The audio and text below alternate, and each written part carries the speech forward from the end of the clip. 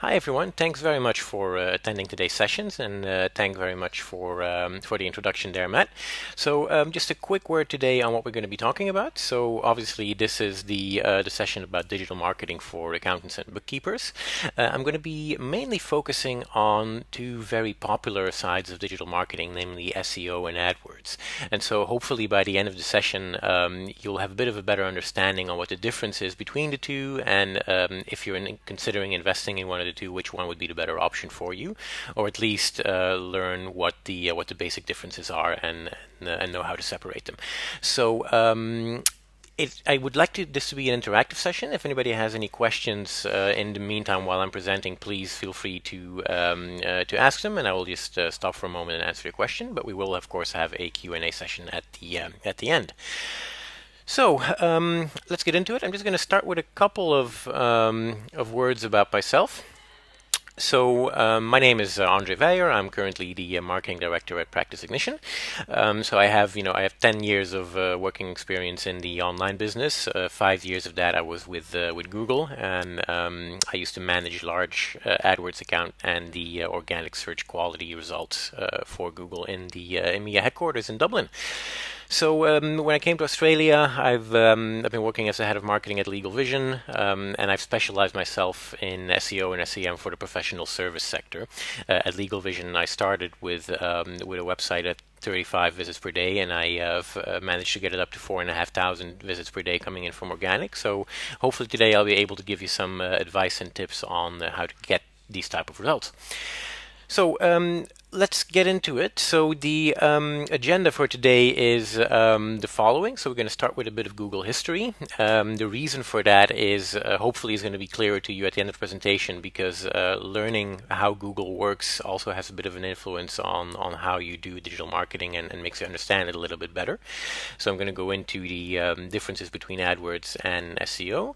I'm going to be covering the basics of AdWords, the fundamentals of SEO, and particularly content, which is a very important element. I always like to end my presentations with a couple of action points that you can do yourself, and then I'll open the questions and hope to answer some of them for you. So who is this presentation for? So it's anyone who is basically running their own business, particularly in the bookkeeping or accounting sector, and is considering to outsource or to do their own AdWords or SEO, and wants to understand the difference in approach and learn the basics. So let's start with a bit of history about Google. So Google was founded in 1998, and I'm not sure if you remember, but it kind of like exploded into the market. There were obviously a couple of other search engines already in existence, like Lycos, AltaVista, Yahoo, and Ask Jeeves. But Google really kind of like took over the market by storm very quickly. Currently in Australia and New Zealand, they have like 95% of the search market, and in the US they have about 70% of the search market, and I think Bing has about 25%. What I'm trying to explain to you here is why did Google become so popular so quickly, and what was it about Google that was so much better than all those other search engines? And I'm wondering if you have any ideas about that yourself. But to answer that question, there was one thing that made Google extremely unique in those times, and that is namely the backlinks as a sign of website quality. So in all those other search engines, the reason why they would rank a certain website on position number 1 or number 2 or number 3 was mostly due to how the site itself was created. So how was it marked up, or what were the technical elements of it? But Google came in and said, okay, you know what, we need a little bit more than that, and we need to have a bit of a better understanding on how websites are viewed online and which ones are seen as bad and as good. And so they came up with this idea to basically take the links coming in from all the other websites into a particular website as signs of quality. So say that you have a website and I link to you, then Google will think, okay, if I'm linking to you, that means that there's something good about your website. And so every single time you get a link, it kind of like raises your profile. And so based on that backlink profile, Google basically assigns a certain score called PageRank to your website. And so the more links you get, the higher your PageRank, followed by your rankings. And so obviously people started to notice that, and the whole SEO industry was born. Now, in the last period of time, I would say the last sort of like 3 or 4 years, it's important to note that the quality of the incoming links has overtaken the quantity as an important factor. So it's now much more important to sort of focus on getting, say, a lower amount of really high quality links than just a large volume. But I'll tell you a little bit more about that later on in the presentation. So let's have a quick look at the anatomy of a SERP to understand the SEO side of things a little bit better. Now, when I say SERP, I mean a search engine result page. So it's a bit of a colloquial term that people use in the digital industry. So whenever they talk about a result page on Google, so when you type in a search question or query and you get your first view, then that's called a SERP. It's kind of, if you want to compare it to a classic newspaper. So obviously, every newspaper has a part here about, editorial elements that their editors or journalists have written, and then there's a part where people can actually pay for an advertisement. And so obviously the reason why these advertisements are placed is completely different. It's purely commercial, and the editorial part is sort of like what the newspaper thinks is worth looking at. And in a way, a search engine result page is quite similar to a newspaper like that, because here at the top you'll see the ads, and at the bottom you'll see the organic search result. And now the way these are structured is completely different. So to rank organically is all about quality, and to rank here in the ad section is about paying a certain amount to show up here. So this is commercial versus quality. Now you may have noticed in the last couple of years the difference between these organic search results and the ads is becoming smaller and smaller. You may remember that a couple of years ago you had like a gray block behind them or like a yellow block, and at the moment the only thing that distinguishes these two is basically that little green brick over here that says ad. And obviously the reason why Google does that is because they want you to click on ads, because obviously they'll earn more money. So that's the direction in which it's going. Nevertheless, it's still important to sort of like to look at both SEO and AdWords and invest in both depending on what your goals are. So let's have a quick look at the difference between the two. So obviously they look similar, but the approach is completely different. Now, a couple of main differences. The organic results are free, so you don't pay for a click. They are completely objective, so it's purely focused on quality. So there's no way to ask Google to be higher in those rankings. So the only thing you can do is basically do good SEO, and I'll tell you a little bit more about that later. It requires a much longer term commitment because it does take quite a long time to rank in those organic search results, depending on how competitive your vertical is. So say that you're working on a site and you only want to promote it in a certain town in Australia, you'd be able to rank for keywords for that specific geographical region much quicker than for a keyword that would be nationwide. So that really depends on what your market is. And the final thing that is very important to know about SEO is that it's a completely non-transparent system. So Google will not tell you that much about what it is that you can do to rank there, because they want to keep that a little bit as a trade secret and not tell people too much about it. Now, compare that to AdWords, it's completely different. So AdWords obviously are paid results, which means that you pay every single time somebody clicks on your ad. It is subjective to a large degree, because it's it's basically you pay to be showed there, and there's no objective measure of quality there. Although there are certain objective tools that Google uses to rate quality, but I'll tell you about that a little bit later. Obviously, it's focused on profit, and it's very important to note that AdWords show up instantly. So the moment you invest a little bit of money in AdWords, you'll get to see your ads straight away, and there's no waiting time. It will basically take you a couple of minutes to set up an account, and depending on how difficult the keywords are that you're bidding for and how large, and once that's set up, your ads will show up straight away. And the other great thing about AdWords is that it's a completely transparent system. So Google gives you tons of information about how to manage your account and what to do a better job there. So if you have less time to invest and you want to have more information from Google, and AdWords is definitely a very, very good way to go forward. So let's have a quick talk about fundamentals of AdWords. So how does it work in a nutshell? So the couple of things that you need to realize about AdWords is that you bid on the level of a keyword that you set up yourself. So the list of keywords that you will show up for is as large or as small as you want yourself. If you want to, you can only show your ads for one keyword, or you can have a set of thousands of keywords, which obviously will cost much more money, but that totally depends on you. So if you say that you're a bookkeeper in Dubbo, you can just bid on the keyword bookkeeper Dubbo, and you won't have to pay for anything else. So the thing that's important to note about AdWords is that you only pay when somebody clicks on your ad.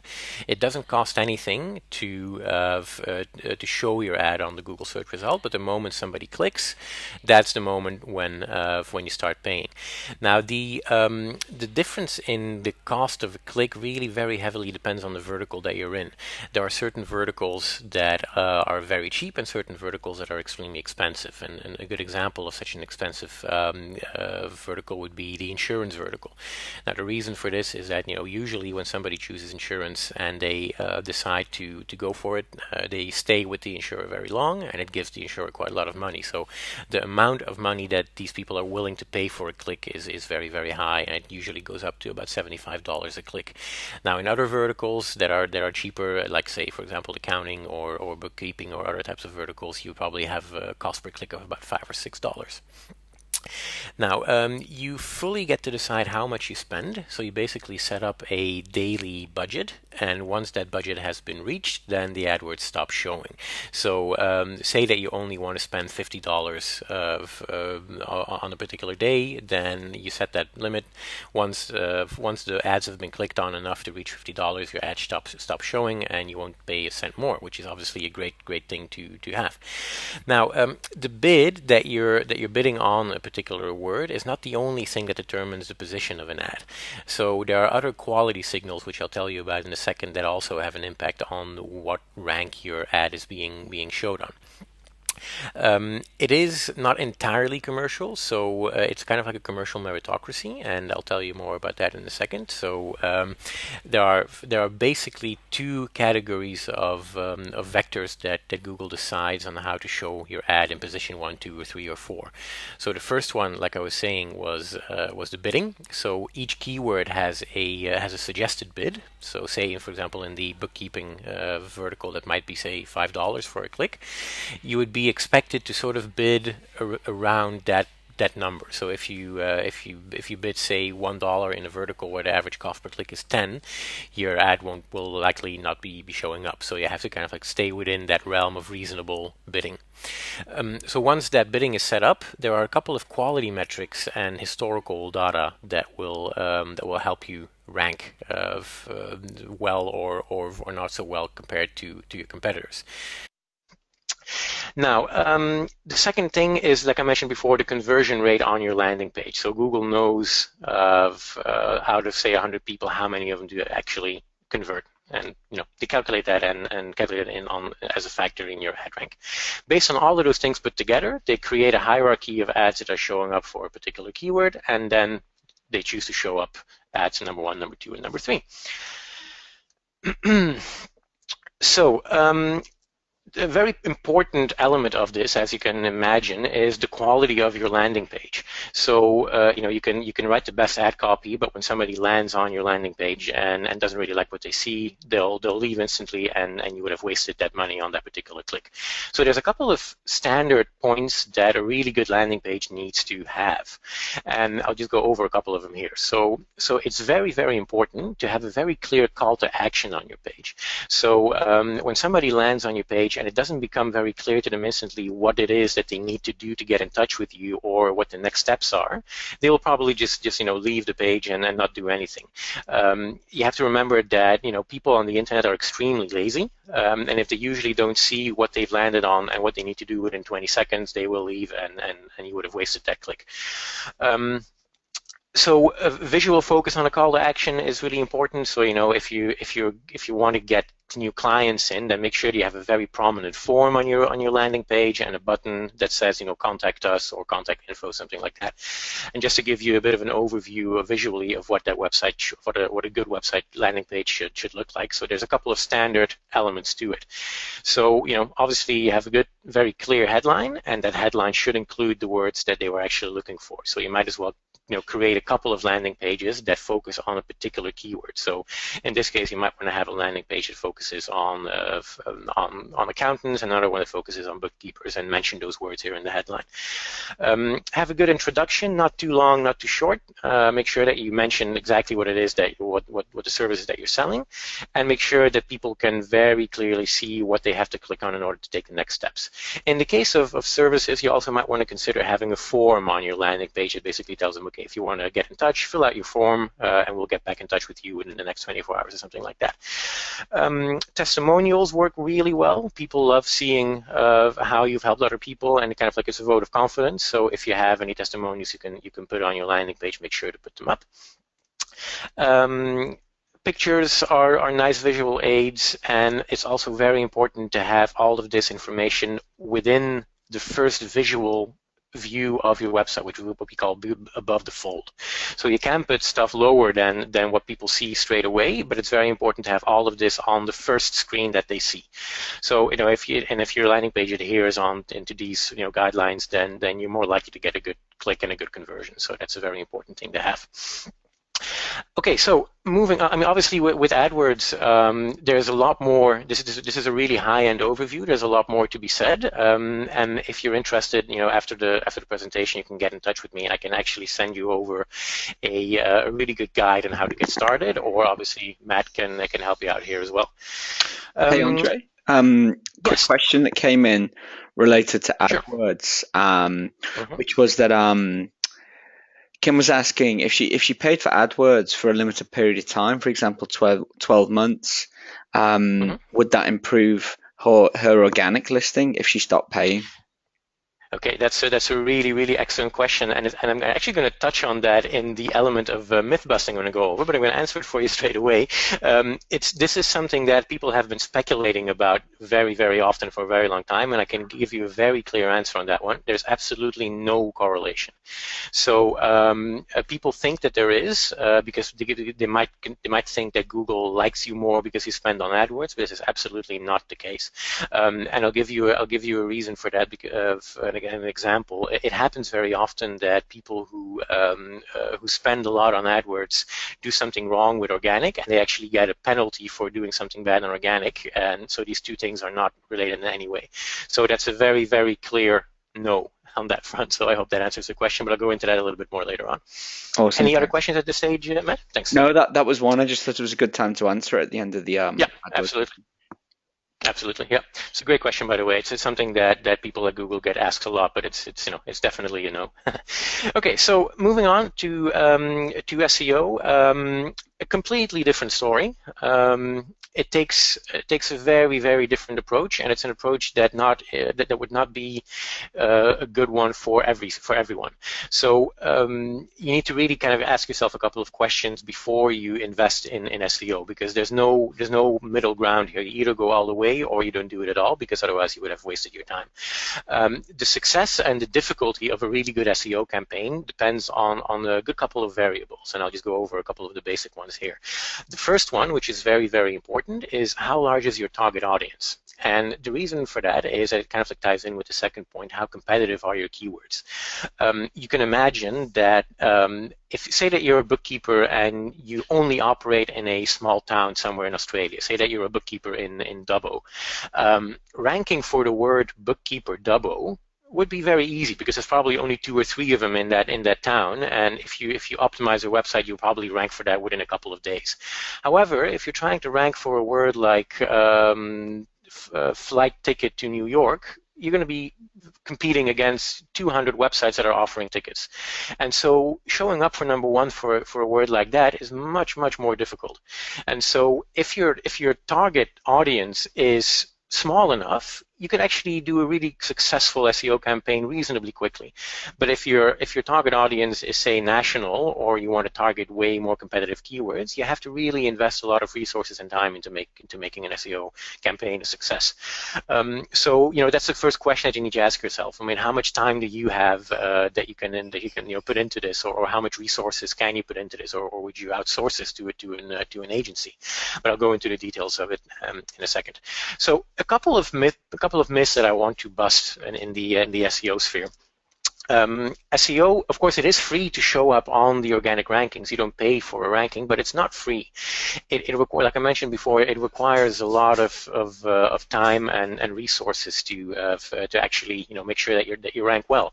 So even though AdWords has a very specific cost for a click and SEO doesn't, the cost of an SEO campaign over a longer period of time is also very, very significant. The next myth that I want to bust is that I can have my homepage ranking for various keywords. It's not exactly the case. If you have a very, very big website, you might, but it's a much better strategy to actually have one keyword per page. So you might want to optimize your homepage for a very important keyword, but then for all the other keywords, you should actually make separate pages and make sure that these separate pages rank for individual keywords and not everything going up to the homepage. SEO is technical trickery. To a certain extent, it is. It does take some technical knowledge to be able to do SEO, but at the end of the day, it really depends quite heavily on the content that you put onto your website, which is a very, very important element as well. That's the one that we just answered. So spending on AdWords helps SEO. This is absolutely not the case.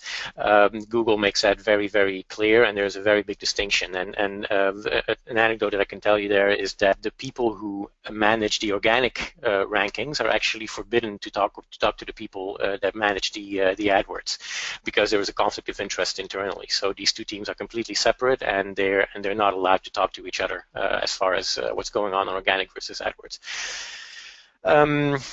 And another important thing is you might have heard this from people online, or when you're reading about SEO. People tend to focus very heavily on one element of it and claim that that's kind of like an SEO magic bullet, which is completely not the case. Now, SEO is not just content or link building. It's a suite of activities that you do, and all of them put together give you a certain benefit. So don't believe anybody who says that if you just do good content you'll get rankings, or if you just build links you get rankings. It's all an ecosystem that works together.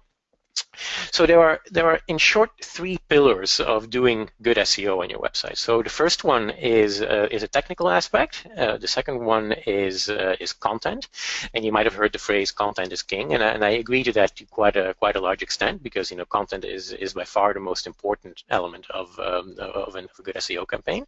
And then the third one obviously is the link building, which I'll go into in a second. And let's start with the technical optimization of your website. Now, this is usually considered the most complicated part of SEO because it requires a little bit of technical knowledge on how to create a good functioning website. It's not something that people tend to do themselves. It's something that they usually have the help of a developer or an agency. And it is possible to do it yourself, but it does require quite a lot of technical training to be able to do it perfectly. It covers the concept of doing this is to make your website search engine friendly. So as you know, Google crawls your website every single day, and it looks at certain technical elements of your website, and it makes sure that if everything is all right, then your page has the potential to rank. A couple of things that it looks at is crawling and indexing. So making sure that your page is crawlable and that you have correct title tags. The speed of your website is quite important. So if you have a website that really performs very slowly, then Google won't like it, because it will also know that viewers will not get a good experience on your website. So making sure that your website is fast is a very, very important element here. And the third one, which is quite important, is making sure that you have correct titles, description, headers, and proper use of keywords on your site. Now, what's important here is to, like I mentioned before, to assign a single keyword that you want to rank for to a particular page on your site. And once you've done that, you can write a title that contains that keyword, you can write your description that contains that keyword, you can write a title on the page that contains a couple of these keywords, and you use those keywords in the proper way in the content of that page. It's important, this is one thing that I want to mention. I will give you, if you want to, I will give you a complete guide on how to do SEO optimization on page, and this is a really good starting point to do it yourself, or to work with a developer if you have one. So if you're interested, you can get in touch with me after the presentation, and I will give you all the materials necessary for that. Now, by far, the most important part of your SEO campaign is the actual content. And this requires a two-tiered approach. And the reason for this, I'll quickly go into the history of why this is. You might have heard that Google has these organic search ranking updates, the algorithm updates. Now, a very important algorithm update that happened a while ago was, you may have heard of it, was called the Hummingbird update. And it ties in a little bit with the goal and the strategy that Google has on the long run. So what they actually want is that shorter, more commercial keywords that have a purchase intent in them are dominated by AdWords. And they want organic to become more kind of like an answer engine. So say that somebody types in Hotel New York, that is a keyword that indicates that somebody is ready to make a purchase. And obviously Google would love ads to show up for that, and they do their best to make sure that these shorter commercial keywords have an ad showing up. Now with organic results, they're slowly but surely turning it into an answer engine that loves giving answers to a particular question. So when you're writing down your keywords that you would love to rank for, you should always take into account, okay, what type of keyword is this? Is this something that answers a particular question, or is this something that shows you that you have a particular service? So within the sphere of accounting or bookkeeping, a good way to distinguish between these two keywords would be, okay, a short commercial keyword might be bookkeeper Sydney, because somebody shows they have an intent to find a bookkeeper in Sydney. But a longer, long tail keyword might be how do I balance my my books at the end of the financial year. And that keyword doesn't really show a purchase intent, but it does give you an opportunity to answer a question and get people to trust your brand. So I'm just going to show you the difference between these two types of landing pages. So say that somebody goes onto Google and types in, how do I set up a discretionary trust? So the first article that they'll show on the organic search results is this one. What it basically does is it answers that particular question very thoroughly. So it gives you, 8 steps to set up a discretionary trust, 1, 2, 3, 4, 5, 6, 7, 8. It gives you the entire overview of what you need to do. And then at the end of the article, it gives you the opportunity to type in your details if you have more questions about it. Now, this might not necessarily straight away convert into a sale, but it might give you a great opportunity to get in touch with somebody who obviously has questions about bookkeeping or accounting, and you might on the long run turn that into a sale. Now with the other one, say that somebody types in the word contract lawyer. Somebody types in the word contract lawyer into Google, and that's a purchase intent keyword. And this is one of the first pages that they see. Now note the difference between these two pages. This one has a much higher focus on this form that you see here on the right. So the goal of this page is not so much to inform, but the goal of this page is to convert. And coincidentally, these pages are also really well equipped to function as AdWords landing pages as well, because they have the same type of goal. So the difference that you're looking at is A, converting, versus B, informing. And so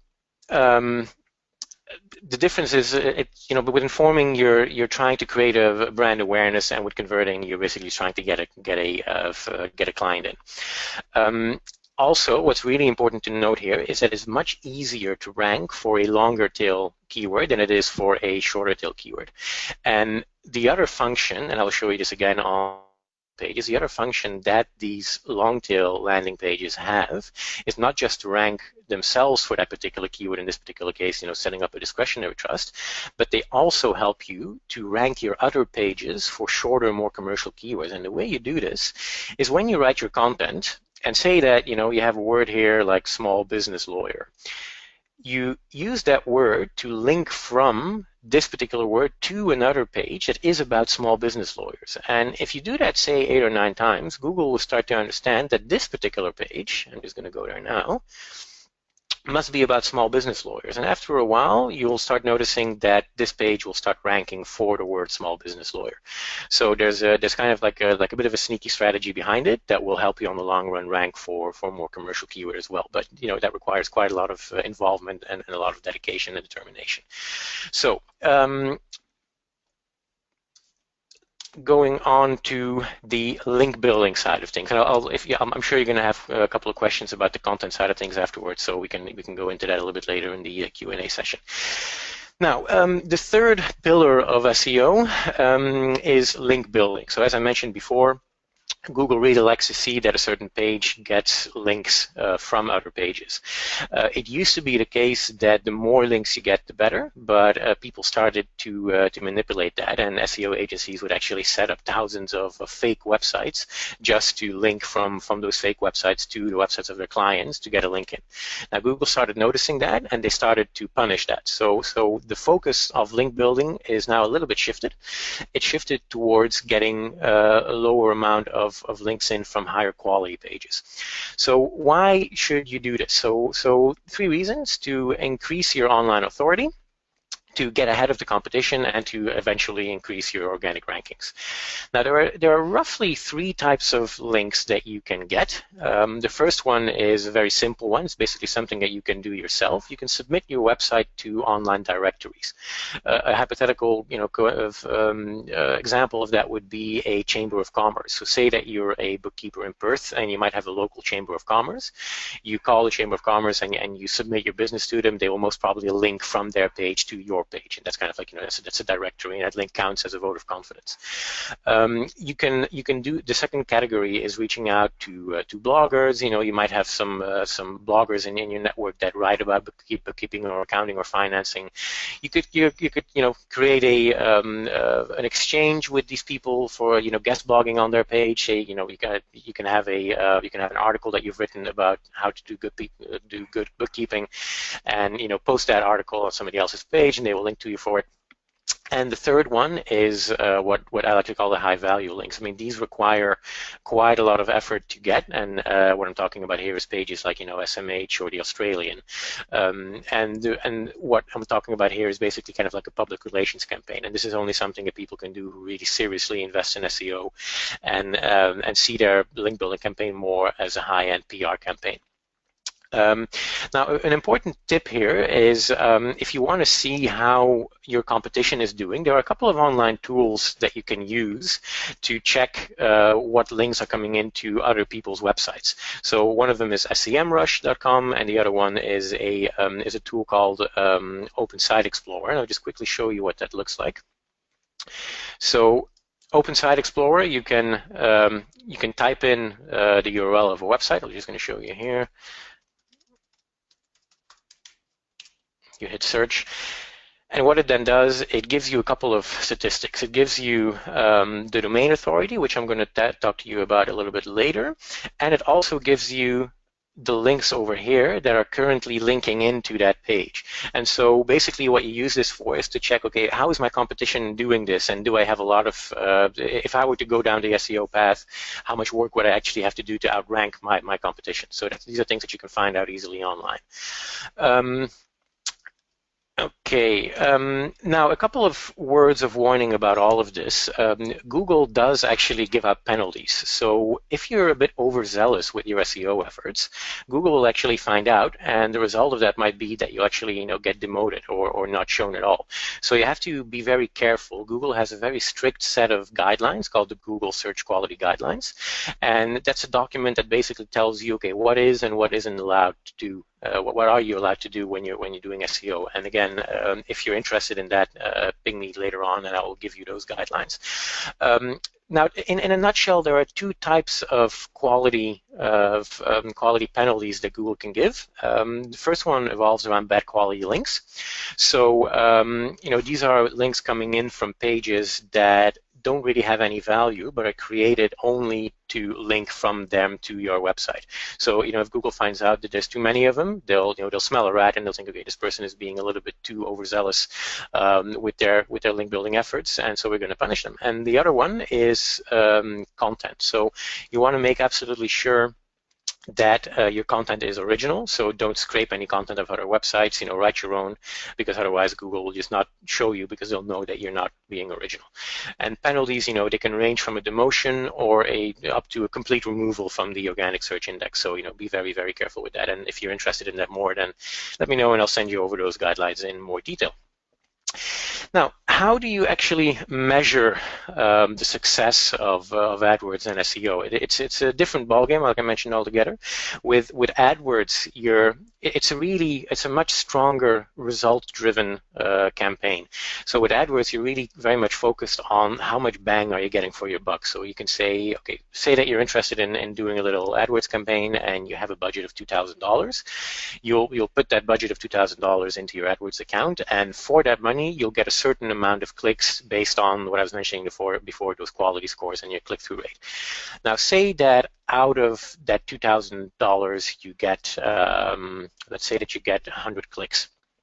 Out of those 100 clicks, 50 of them convert on your page, meaning they fill out your form, and that means you can call them back and you can possibly convert them into a client.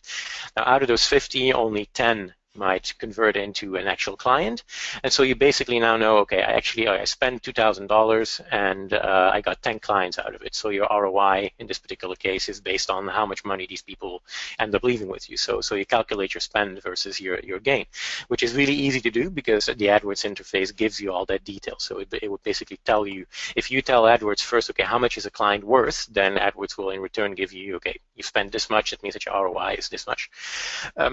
A couple of key metrics for an AdWords campaign is, obviously the cost per click.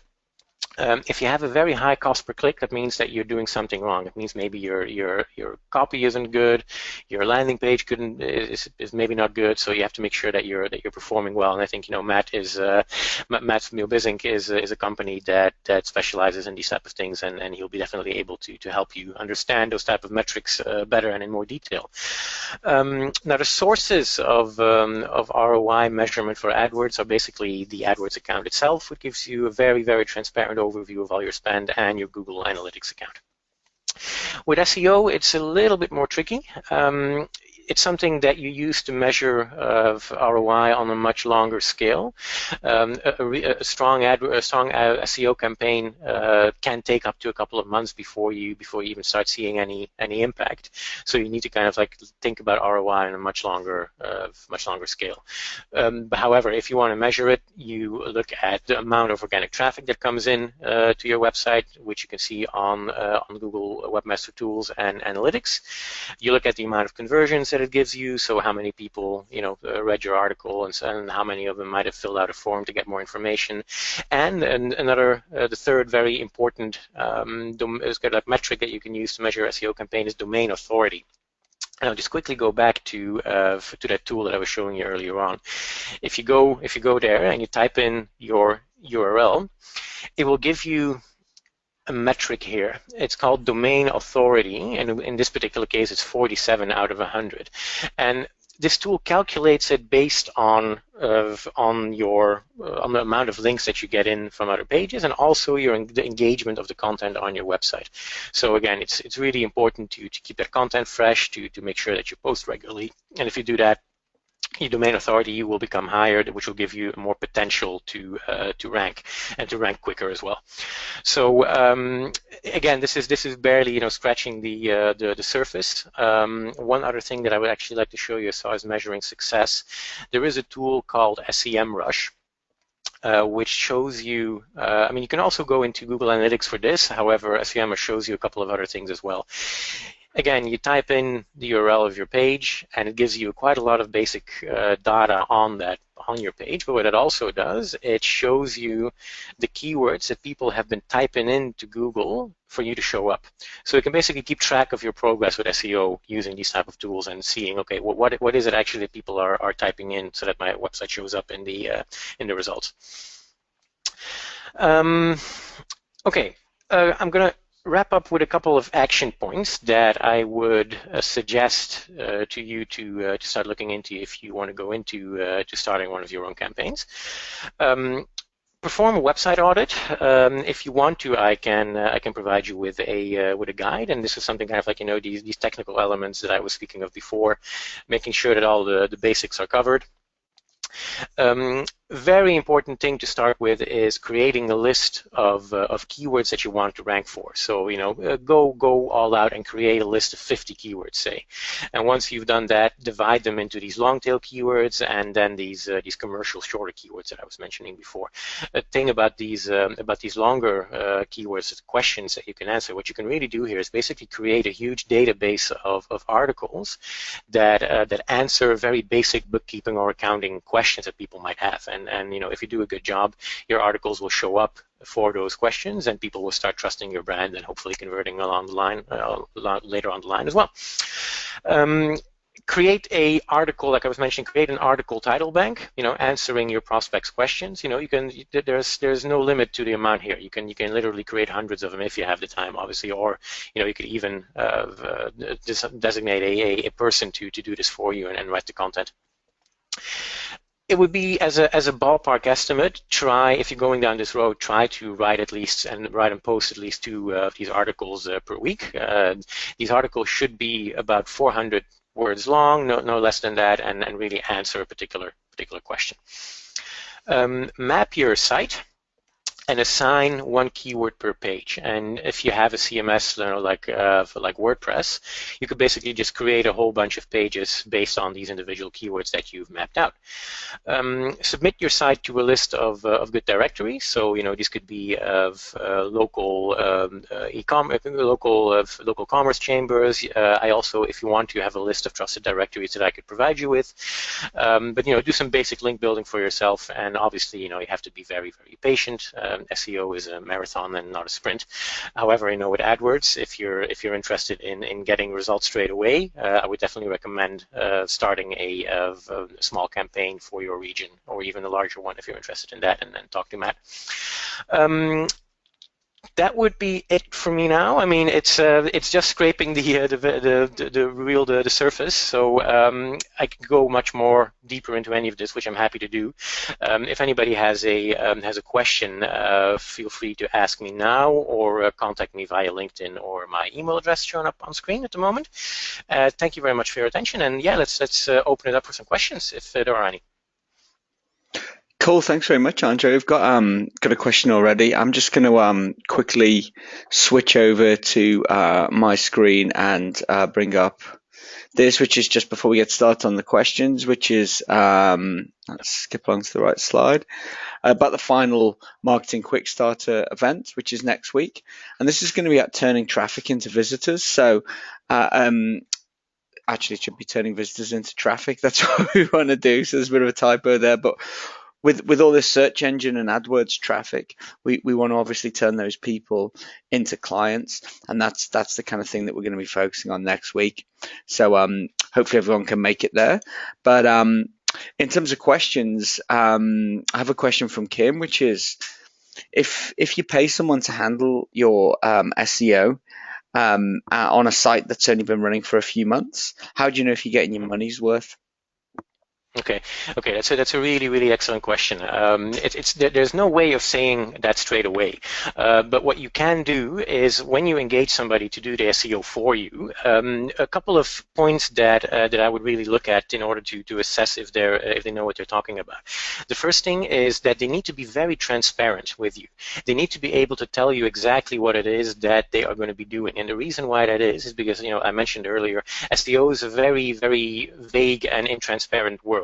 And there's a lot of people out there who think they know what they're doing, but in reality they're not. So they need to be able to report to you on a bi-weekly basis. And the most important thing that I would look for in this particular case is asking them for a list of links that they have built for you. And so they'll send you over an Excel sheet, and in that Excel sheet they should have all the links that have been built for you. And open those links and check to see what these pages are. Do they look natural, or do they look a little bit weird or shady or dodgy? And if they look a little bit untrustworthy, then it means that they're probably spamming. So you have to be very, very careful of about that. Now, once that box is ticked, once they're very transparent and you're happy about that, the way to check if they've been doing a good job is basically keeping an eye on your traffic in Google Analytics. So if somebody does a good job on SEO, obviously it takes them up to a couple of months to get your traffic to a position where you want it to be. However, you should be able to see incremental changes and increases into your traffic on an almost weekly basis. So make sure you have a Google Analytics account, log in there once a week, and keep an eye on your traffic. And if it's going in the right direction, then I would say doing a good job, because don't expect miracles. Nobody would be able to all of a sudden get a huge amount of organic traffic onto your page straight away. But if you're doing a good job, it will slowly but surely increase into that direction. So that would be the best way of checking on their quality. Cool. And I think it's important to note as well that for some firms, like you use the example of like a bookkeeping firm in Dubbo, there's like a limited return that SEO could give you in that local area. Yes. So people have got to weigh it against things like we often get asked, we want to be top of Google, and we always ask like, why? Do you know what does that actually mean? Because it's for a smaller area, it's not that hard to rank for some of those longer tail keywords, but will that result in more clients, or particularly the right type of clients? Maybe not. So there's like that two elements to SEO success, which is one is getting the traffic, and then the other part is, well, is that the right type of traffic, and can it convert into clients, which is we'll take a look at that next week. So yeah, so I think that's important to note as well. Absolutely.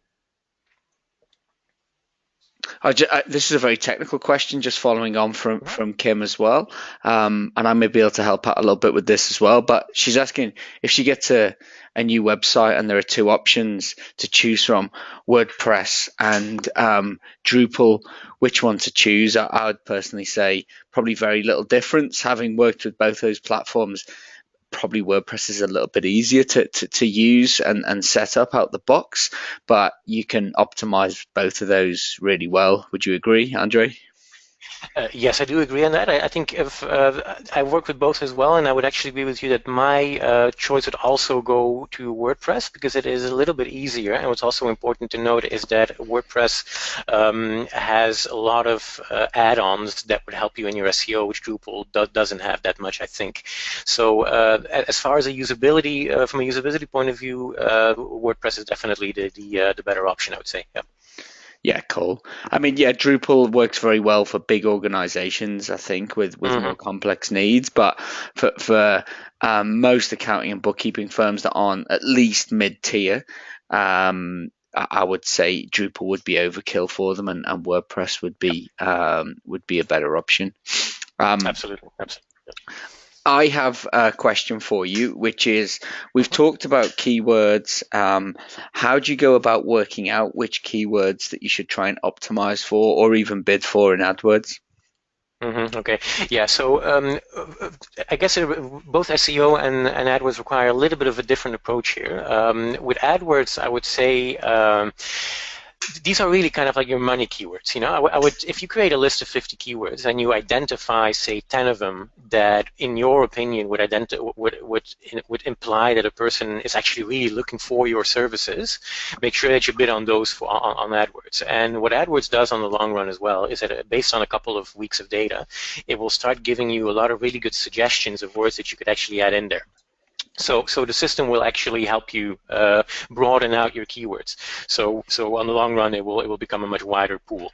With SEO, I would really focus on those long tail keywords. So try to make a list of questions that a potential client that you have might have for you, and answer them online. So, like I was giving that example earlier, if you're a bookkeeper and you get a lot of questions from people, okay, how can I write off this particular expense? Write it down, put it in the and put that online, and then that should generate you some really good leads on the long run as well. So really think about what type of keyword you're dealing with. Are you dealing with purchase intent, or are you dealing with branding? And if you're dealing with purchase intent, AdWords will take care of that for you for a large extent. Yeah, I got a really good real example of that. We work with a firm in Auckland, and he wrote a blog post on whether you could claim GST on secondhand goods, and Yeah. he gets a whole bunch of traffic for that. In fact, last time I checked, his blog post comes above the IRD's page on that Oh, wow. Okay. Yeah. on that term. So interesting thing about that one, it's doing exactly what you said, and that works well for him. And he does get clients from that. But he said the ratio to kind of good leads versus kind of like tire kickers and just people who aren't suitable is pretty high.